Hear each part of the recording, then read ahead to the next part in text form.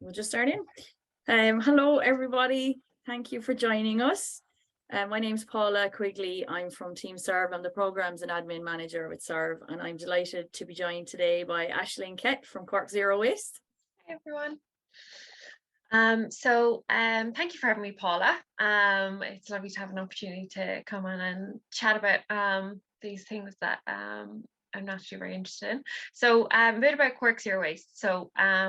We are a group of volunteers living and working in Cork City, working on ways to make the city more zero waste and sustainable through events and educational resources.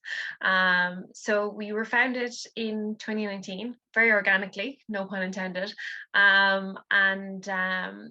basically there was a group at the time that is still in existence as far as I know, called Cork Zero Waste, and they had an amazing setup going on in Cove, and a lot of people were interested in seeing the same here in Cork, so they facilitated an open meeting, and it all started from there. So there is me, myself and Louisa from that original meeting and the original team, and obviously over the last few years we've had people in and out, but we've gotten to do some really cool things, done loads of swap shops, plants, clothes. We've done a zero waste walking tour, we've done 2 sustainable Christmas markets, and we did a fab event with yourselves for Culture Night recently, and at the moment we're kind of focusing on doing some kind of social media educational campaigns coming up to kind of Christmas and New Year and things like that.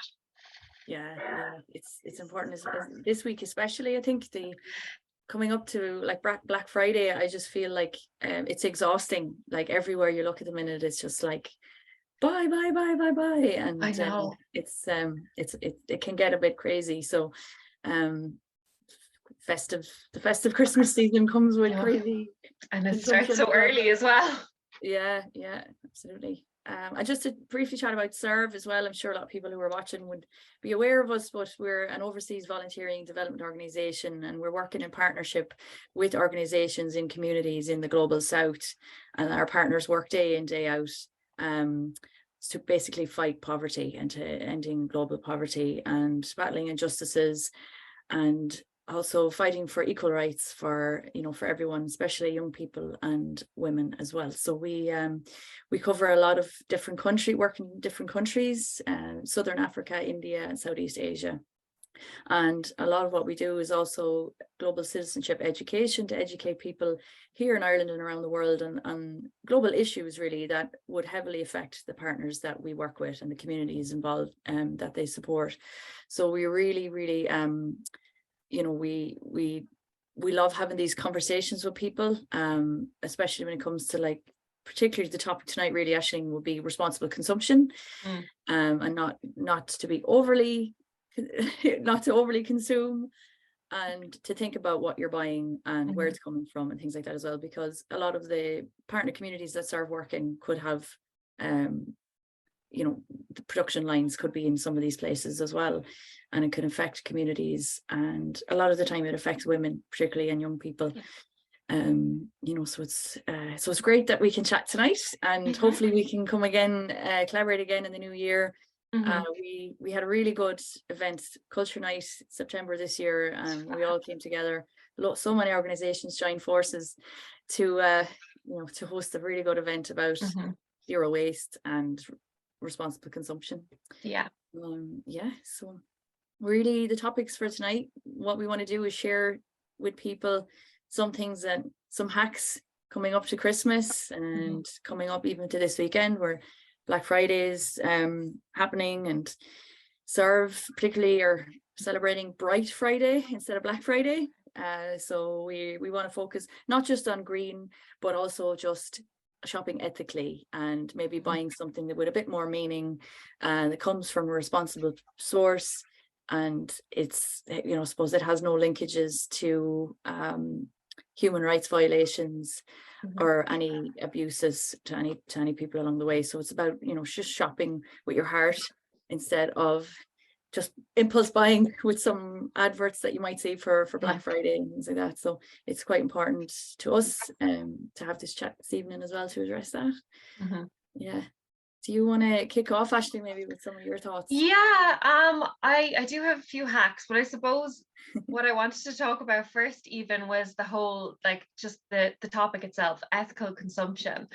And I think it's important when we're talking about that to first just take out the word ethical for a little bit and focus on the word consumption, because that is kind of where it needs to start. We consume way too much.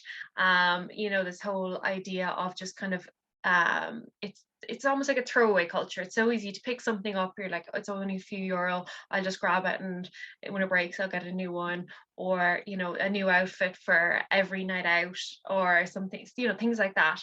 And consuming at that pace, it is just like not sustainable. And the thing is that even if you do that all ethically, and kind of are conscious of where you source and everything, even buying a totally ethically made, a totally eco-friendly product is still harmful in a way, because it's using up resources. And the most ethical thing to consume is to use the one you already have, to repair what you already have, to fix what's broken. Like, even if it is, a dress you picked up for 10 euro online, it's 100% polyester and it's covered in glitter or sequins, that is more sustainable to rewear that than to buy a new ethical one, because that's already been made, it already exists, and getting the most use out of it is the way to is the way forward, I suppose. And it's to think of that first. I'll share in one of my hacks later on a kind of a good way of like how to prioritize when you're consuming, but to think about what you already have, what already exists, and then in terms of actually going to ethically buying, because it's all well and good saying use everything you already have, but sometimes things break beyond repair. Sometimes you need something that you don't already have, and it is very hard to consume ethically. There's a lot of information out there where, like you were saying earlier, there's so many ads and everything, like so many things just thrown at us. But I suppose, one or two things that I would say would be to kind of, if a brand is really ethical, rather than just having shiny ads saying, oh, this is sustainable or this is our eco range, if they've really kind of followed up on their supply chain, or their where their materials are sourced from, or their items are sourced from, they usually will share it, like on their website, they'll share the data, they'll share, any reports or anything like that.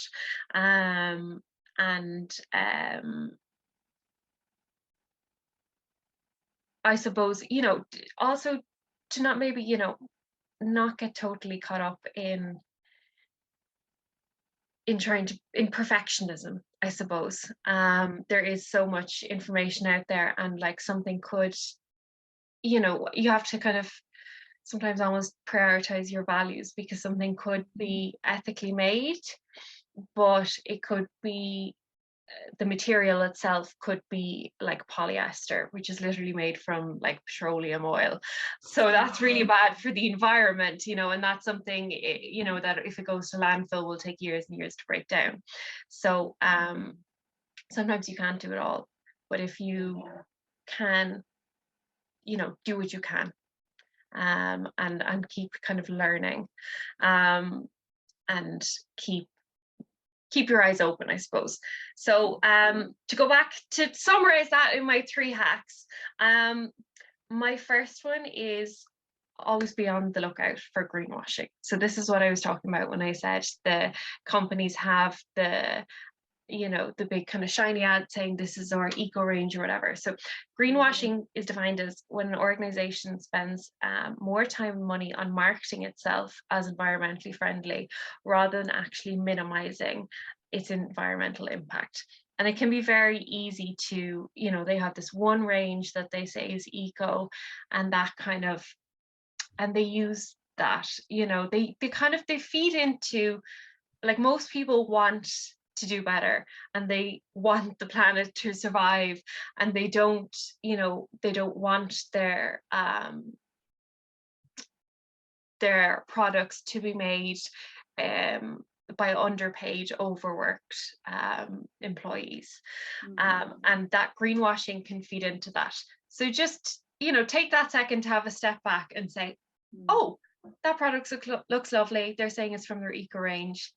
Take a step back, maybe think about the company that is sharing it, or do a little bit more research. You know, if you're shopping online, put it in your cart and maybe come back to it another day. And then another one, so I was talking earlier about the hierarchy of needs, which I hope Paula might be able to share for you, that we're not having technical difficulties. But I think it's a very, so this is by, it's done by a Canadian illustrator, Sarah Lazarovic, and it's based on Maslow's hierarchy of needs. And I just think it's such a simple, strong visualization. Prioritize, as I was saying, use what you have, then borrow from a friend, swap with friends, family, colleagues, go to a swap shop. In Cork, there's a group called Cork Clothes Swap that do them twice monthly for clothes, and then go try and buy secondhand, try and make it. And then the last one is buy, and if you can, buy ethically, but if try the other ones first, I suppose. And I just, it's just a really simple way to kind of remember what is best to prioritize. And the last one is, like I said, there's so much information out there, and you know, it can be hard to pick out the main points or break it down, but be conscious of keep learning, keep reading, keep engaging, like, you know, kind of start reading blogs or newsletters or anything that tend to share this kind of information. You can follow us, Cork Zero Waste, we're on Instagram, Twitter, and Facebook. We have a LinkedIn too, but we don't use that often. But you know, to kind of to keep learning, and when you know better, try and do better. Brilliant. So stop this share now. It's a really good graphic, like it's a really good infographic to kind of just make you stop and think, right, what steps can I take before actually hitting that buy yeah, and it's really easy to kind of plant it in your mind almost and be thinking it when you're out and about. Yeah. And that's similar to one of my hacks, really, is about like maybe making a New Year's resolution for yourself. You know, like if you could think to yourself, what can I do in January, instead of like a sacrifice and stop doing something, maybe you could just start doing something by like learning like how to sew something, or if you wanted to take up a class to repair. So like you were saying, like thrift shopping is, you know, great, and I think it's getting quite popular now. But if something maybe wasn't fitting you right, but you absolutely loved the pattern, or you thought this was gorgeous but it just wasn't fitting right, to maybe see if you can get it to fit you right, or if it's something that might have a little patch that's needed in it, just to patch it up. Like I recently bought a dress I loved in a secondhand shop and a charity shop, and it had, actually when I put it on me when I got home, I noticed a hole in it, but I just stitched it up and it's fine now, and I'm still delighted with it. So even something like that could be something you do, like, or even if you wanted to say, right, I want to actually try and give a go at growing my own veggies or growing my own something like that. That's taking up something instead of a sacrifice, and just take steps, or maybe, you know. I was going to say it could be a New Year's resolution to have a no buy month, just to kind of, like, obviously, you know, without the, if something totally breaks down and you need it. Yeah. But just to get into the habit of thinking differently, and kind of examining your habits. Yeah, exactly. And you give yourself some bragging rights to, tell someone that, oh, like, I repaired this, or I made this, or this is something new that I'm doing, which is a bonus. Yes, I love clothes that have a story to them. So they always say that, oh, I picked this up in, a vintage shop in Paris or whatever it is. Perfect. Yeah. Another hack that you could do would be, like, it's similar to what you're saying as well, being a bit more aware, like the greenwashing, like, of companies and things like that. And there's many of them doing it. But even like the companies that don't greenwash, it's just the big brands that are out there everywhere that, everybody knows of. Everyone knows their logos, and they might not even be greenwashing. But there could be associated with human rights abuses. They could be exploiting somewhere in their supply chain, right down to the very, to where the materials produced that ends up being what they actually sell. So it's about, like, I suppose we all should take on a responsibility to kind of know the companies that are associated with abuses and human rights violations, and to try and just avoid them. A good example would be, like, just trying to buy fair trade chocolate, for example, because it's a trusted way of knowing that there's the supply chains are well managed, in order to produce that, for example, that chocolate bar, that the workers that are involved with growing the materials and to make the chocolate and things like that, it is ethically sourced, and people are being looked after. So it's very important that we try our best to just go with brands that are looking after everybody the whole way down the supply chain. And Serve are actually facilitating a workshop next week called Make It Your Business. I'm just going to share the little flyer about it. So we're going to be screening a documentary that Trocra have produced, and it's about a 20-minute documentary, and it just covers and shows examples of some companies. I'm not going to name them, but there's companies in the documentary that it's brought to light about what they're doing and how they're violating, they're basically exploiting people in their supply chain and human rights abuses. So you'd be quite surprised that the names come up, some names that I was like, what? So it's a very interesting documentary. So we're going to screen that next week. It's a Zoom call, so anyone can dial in from anywhere and join in. And then after the screening, we're going to facilitate just like a group chat about the documentary, and we're just going to, like, it's just going to be a bit of a workshop, interactive workshop with everyone who's on the call, to kind of just chat about things that people can do. We have some actions to ask people to do in terms of actually getting in touch with their politicians, to actually bring about legislative change to stop this happening, and have businesses being more accountable for these kind of exploitations happening in supply chains. So there's that's an action, and then there's also simple day-to-day actions that we can do, that we would look. It's going to be a very interesting conversation to have with everyone about little steps that we can all take, as well as those steps to take it to a higher level, which is the governance side of things, and putting restrictions in place for companies to stop this being allowed. So that's happening next Wednesday, 30th of November, from 7 to 8, and so we hope people can join us for that. It's going to be a good chat, very good chat to have, even coming up to the Christmas season, where there is a lot of consumption. That sounds great. I was going to add that, as well as and I meant to say it earlier, people writing to their TDs and stuff, which I highly encourage. If you stop shopping from a brand because of their ethical or non-ethical record, I suppose is probably more accurate.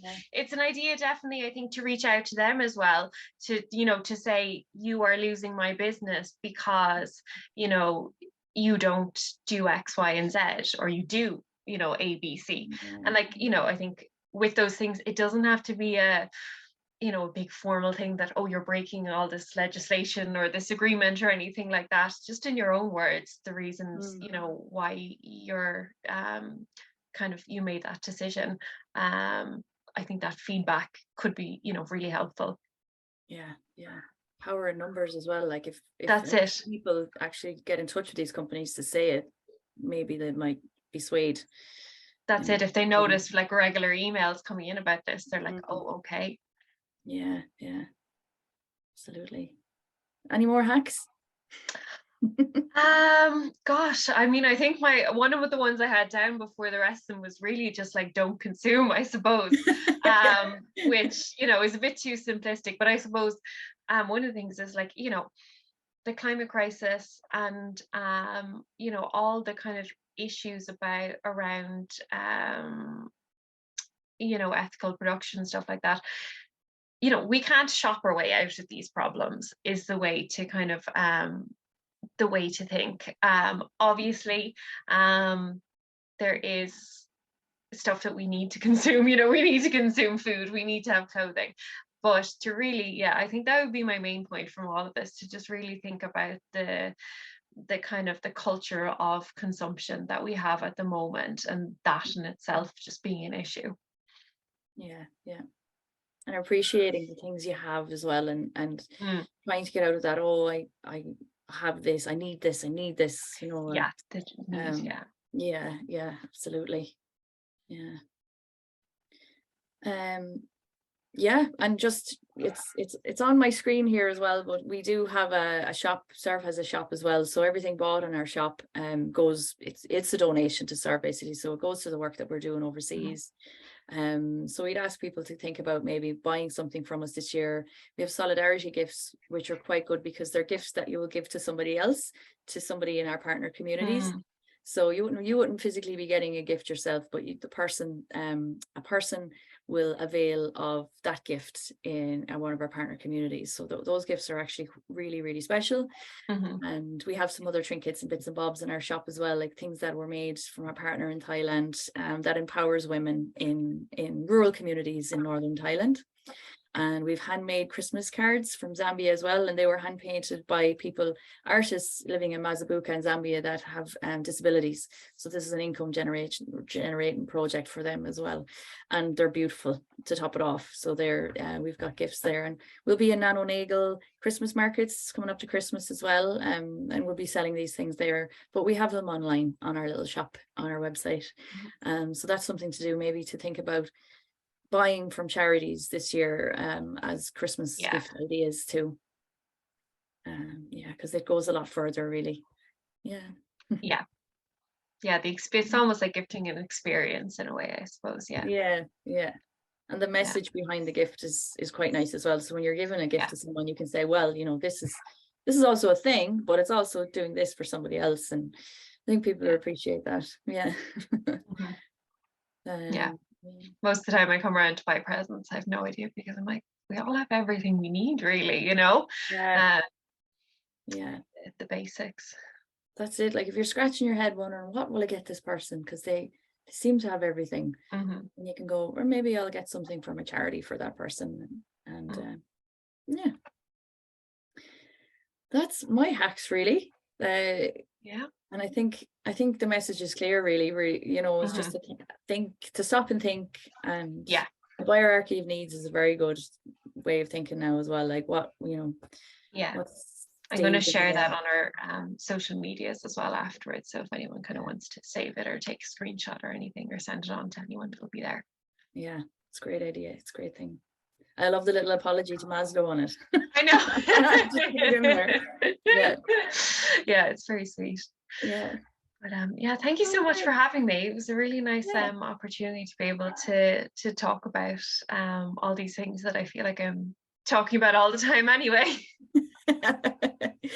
We're the same as well, but I think it's really good to collaborate and share these thoughts with each other and to the people who are watching as well. And this video will be put on our YouTube channel, and we'll share on all the social medias too. So thank you so much for joining tonight, and looking forward to more events and things that we're going to do together in future as well. Absolutely. Cool. Right. Good night, Paula. Thank Good night, you. Bye. everyone. Take care. Thank you.